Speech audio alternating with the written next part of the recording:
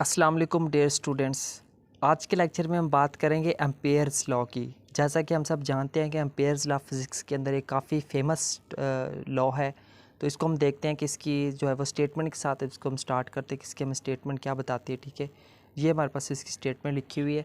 The Ampere's law states that a magnetic field is generated around a conductor when the current flows through it. ठीक है, Ampere's law हमें क्या बताता है? Ampere's law हमें बताता है कि जब भी किसी भी कंडक्टर में से जब भी करंट फ्लो करता है ना, तो उसके उस करंट के अराउंड एक मैग्नेटिक फील्ड जनरेट होती है। और ये चीज़ किसने डिस्कवर की थी? ये हमारे एम्पेयर ने डिस्कस की थी, और उसी साइंटिस्ट के नाम की बदौलत हम इसको क्या कहते हैं?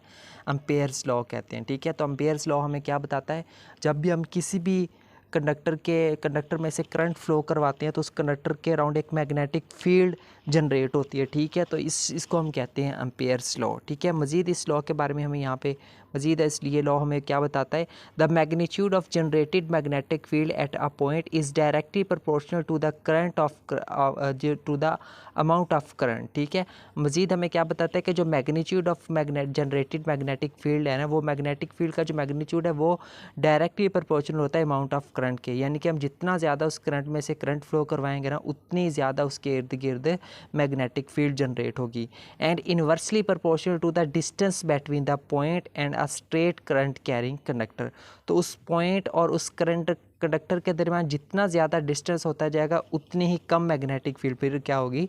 जनरेट होगी। ठीक है, तो हम एक कंडक्टर ले लेते हैं। ठीक है, उसके अराउंड अगर हमने कोई उसके पास हम करीब एक पॉइंट ले लेते हैं। ठीक है, उस पॉइंट के अराउंड अगर हम उस कंडक्टर की वजह से अगर हमने मैग्नेटिक फील्ड जो है वो करनी हो, तो वो हम उसको फाइंड कर सकते हैं। ठीक है, अब वो उस पॉइंट का उस उस कंडक्टर से जितना ज़्यादा फासला होगा, उतनी कम मैग्नेटिक फील्ड जनरेट होगी।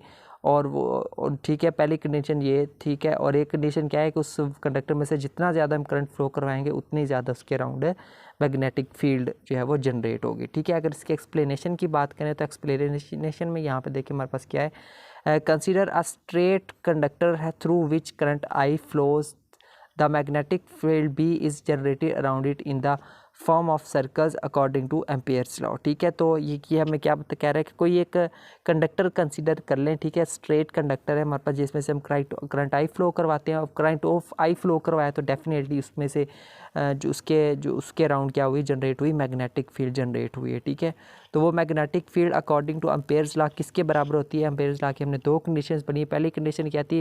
वो मैग्नेटिक फील्ड करंट के डायरेक्टली प्रोपोर्शनल थी। और सेकंड कंडीशन क्या थी? वो मैग्नेटिक फील्ड उसके उस पॉइंट और उस कंडक्टर के दरमियान जो डिस्टेंस है उसके इन्वर्सली प्रोपोर्शनल थी। ठीक है, तो इनको हमने क्वेश्चन नंबर 1 और 2 का नाम दे दिया। यहाँ पर हम इसको लिख सकते हैं बाई कंबाइनिंग 1 एंड 2।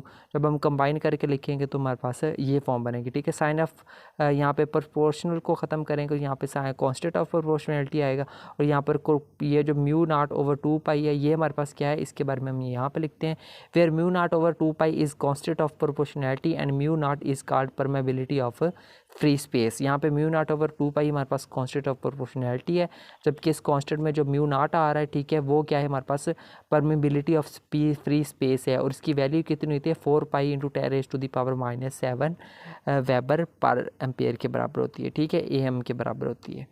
ठीक है स्टूडेंट, तो नेक्स्ट देखिए यहाँ पे हमारे पास B किसके बराबर आ गया? Mu naught over 2 Pie dot IR के बराबर आ चुके हैं। ठीक है, यहाँ पे ये जो नीचे अब देखें 2 पाई R बन रहा है, ये जाकर B के साथ क्या हो जाएगा? मल्टीप्लाई हो जाएगा। ठीक है, तो हमारे पास ये वाली फॉर्म बनेगी।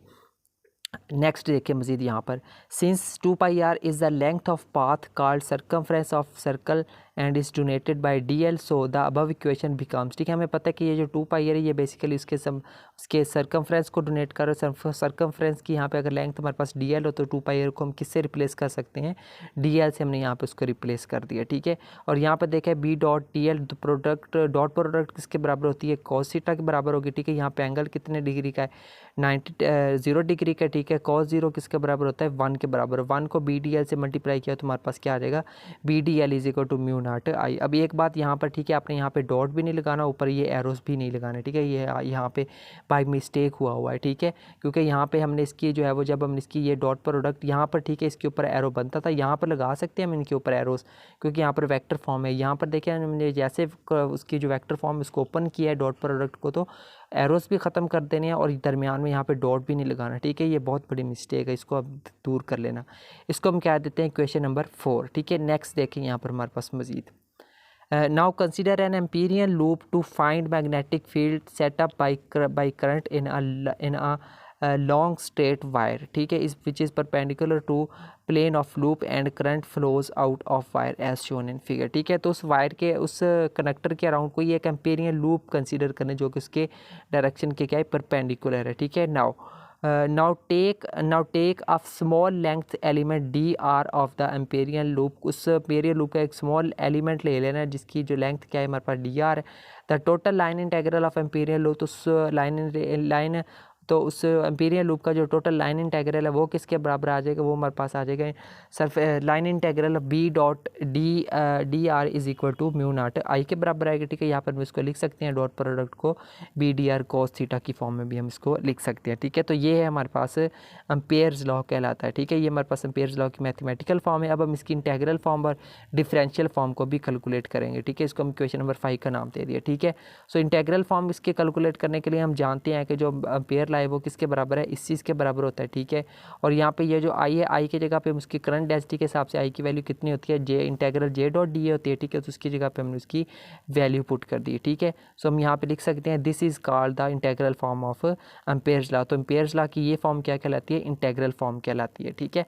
उसके बाद अगर इसकी जब डिफरेंशियल फॉर्म को कैलकुलेट करना हो तो फिर हम क्या करेंगे, फिर हम लिखेंगे since the integral form of Ampere's law is given by, तो हमें पता है कि जिसकी जो इंटेग्रल फॉर्म होती है वो इस चीज़ के बराबर होती है, ठीक है। वो हमने यहाँ पे लिख ली by Stokes theorem. Stokes theorem के मुताबिक हम जो है वो इस ये जो हमारे पास जो लाइन इंटेग्रल है इसको किस में कन्वर्ट कर सकते हैं, सरफेस इंटेग्रल में हम इसको कन्वर्ट कर सकते हैं, ठीक है। तो वो हमने इसको बाय स्टोक्स थ्योरम यूज़ करते हुए हमने इसको उसमें कन्वर्ट कर दिया। इसको हम इक्वेशन नंबर 2 कह दिया, तो यहाँ पे लिखेंगे बाय कंपेयरिंग 1 एंड 2, ठीक है। देखिए यहाँ पर देखें इसके 1 ये हमारे पास 2 ये इक्वेशन है, ठीक है। तो यहाँ पे देखिए इसकी अगर ये वाली साइड दोनों बराबर हैं तो इसका मतलब है ये वाली दोनों साइड भी एक दूसरे के क्या होंगी, बराबर होंगी, ठीक है। तो कंपेयर करने से हमें ये दोनों साइड एक दूसरे के बराबर मिल गई।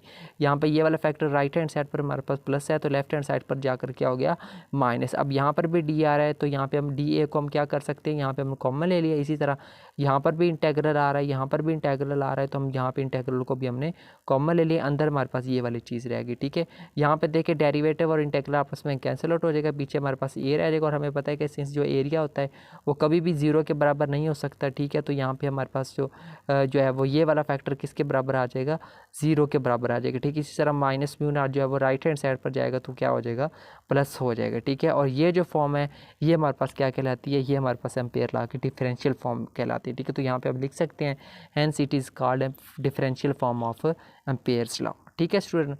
तो ये था हमारा आज का लेक्चर जिसमें हमने एम्पेयर्स लॉ को बड़ी डिटेल के साथ हमने डिस्कस किया, उसका बेसिक कंसेप्ट, साथ में उसकी मैथमेटिकल फॉर्म, फिर उसकी इंटेग्रल फॉर्म भी हमने ड्राइव की है और अब हमने उसकी डिफरेंशियल फॉर्म भी हमने कैलकुलेट करी है, ठीक है स्टूडेंट। तो यहाँ पे आप स्क्रीनशॉट ले सकते हैं, ठीक है, इन पेजेस का 1 बाय 1 करके, ठीक है। तो ये था इसका सेकंड पेज और ये था हमारा इसके पास इसका फर्स्ट पेज, ठीक है स्टूडेंट। तो ये आज के लेक्चर में हमने एम्पेयर्स लॉ को डिस्कस किया है। नेक्स्ट लेक्चर में हम एम्पेयर्स सर्कुटल लॉ को डिस्कस करेंगे, ठीक है। वो भी एक इम्पॉर्टेंट टॉपिक है। तो मिलते हैं उस लेक्चर में, तब तक के लिए टेक केयर एंड अल्लाह हाफिज़।